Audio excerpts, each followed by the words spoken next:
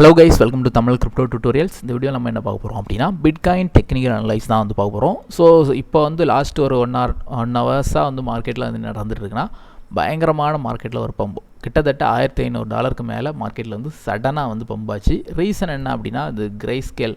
So இவங்க ஒரு investment company. So இவங்களுக்கு ஒரு பாசிட்டிவான நியூஸ் வந்திருக்கு. செக்யூரிட்டி கமிஷனுக்கு அகெயின்ஸ்டான ஒரு கேஸில் இவங்களுக்கு பாசிட்டிவான நியூஸ் வந்தனால என்ன நடந்துகிட்டு இருக்குன்னா மார்க்கெட் வந்து புல்லிஷாக வந்து போயிட்டுருக்கு. சரியா?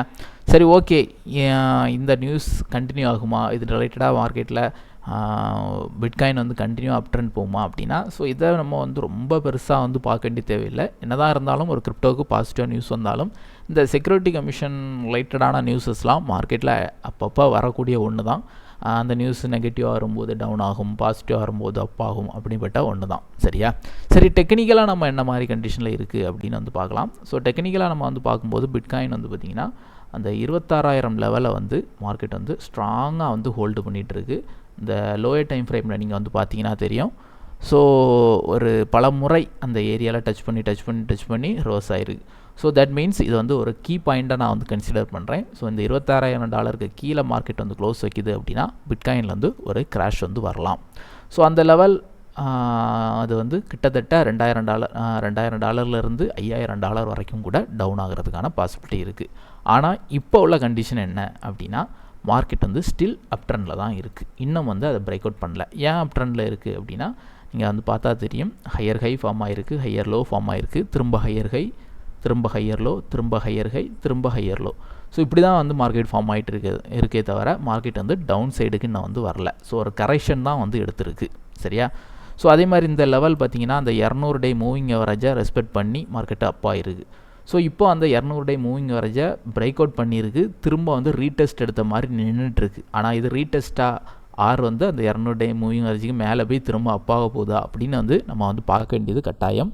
ஸோ அதுக்கு என்ன பண்ணிக்கலாம் அப்படின்னா இந்த 27,500க்கு மேலே இன்னையோட டே கேண்டில் வந்து க்ளோஸ் வைக்குது அப்படின்னா அதிகபட்ச வாய்ப்புகள் அப்சைடுக்கான வாய்ப்பு வந்து இருக்கும். அப்படி இல்லை, திரும்ப வந்து மார்க்கெட் அதை டச் பண்ணிவிட்டு திரும்ப வந்து லோவில் தான் க்ளோஸ் வைக்குது, 27,000க்கு கீழே வந்துடுச்சு அப்படின்னா மேபி திரும்ப கூட டவுன் சைடு வந்து இந்த 26,000 லெவலை பிரேக் அவுட் பண்ணி டவுன் ஆகலாம். ஸோ எப்போவுமே அந்த 26,000 லெவலுக்கு கீழே போச்சுன்னா மட்டும்தான் பிட்காயின் வந்து டவுன் சைடுக்கான பாசிபிலிட்டி இருக்குது. சரி, பிட்காயினில் இன்வெஸ்ட் பண்ணலாமா? காமனாக வந்து என்கிட்ட கேட்குற கொஸ்டின். ஸோ ஆல்ரெடி நான் தான் 2 நாளைக்கு முன்னாடி ஒரு வீடியோ போட்டேன்.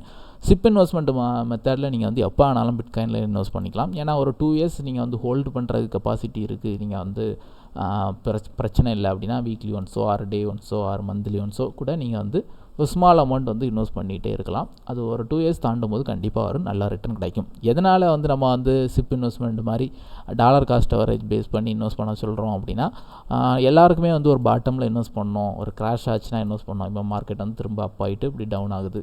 ஸோ இந்த கிராஷில் போய் இன்வெஸ்ட் பண்ணணும்னு ஆசை இருக்கும். ஆனால் அந்த டைமில் மார்க்கெட் நம்ம பார்த்துட்ருக்கோமா, அந்த டைமில் என்ட்ரி எடுக்க முடியுமா அப்படிங்கிறது சந்தேகம் தான். ஸோ அதனால தான் வந்து நம்ம அந்த ஆட்டோமேட்டிக் சிப் இன்வெஸ்ட்மெண்ட் போட்டு விட்டுட்டிங்கன்னா அது பாட்டுக்கு மார்க்கெட்டை டவுன் ஆனாலும் அப் ஆனாலும் கொஞ்சம் இன்வெஸ்ட் பண்ணிக்கிட்டே இருக்கும். ஸோ ஒரு லாங் டேர்ம் பர்பஸ்ன்னு பார்க்கும்போது ஓவரால் ப்ராஃபிட் தான் வரும். சரியா? சரி, இதான் கைஸ் இந்த பிட்காயின் பற்றி உள்ள அப்டேட். இன்றைக்கி ஃபண்டமெண்டல் நியூஸ்னால தான் இந்த கிரைஸ்கேல் நியூஸ்னால தான் மார்க்கெட் வந்து சடனாக வந்து பம்பாச்சு. டெக்னிக்கலாகவும் இன்னும் வந்து டவுன் சைடு $26,000 பிரேக் அவுட் பண்ணாதனால டெக்னிக்கலாகவும் கொஞ்சம் அப்சைடில் தான் மார்க்கெட் வந்து இருந்துகிட்டு இருக்குது. சரியா? ஸோ வெயிட் பண்ணி பார்ப்போம் மார்க்கெட் வந்து இன்றைக்குள்ள க்ளோஸ் என்ன மாதிரி முடியுது அப்படின்னு. அதை பேஸ் பண்ணி தான் நெக்ஸ்ட் வந்து நம்ம லோயர் டைம் ஃப்ரேமில் வந்து ட்ரேட் எடுக்கிறது நல்லது. சரியா? ஓகே, தேங்க்யூ, தேங்க்ஸ் ஃபார் வாட்சிங்.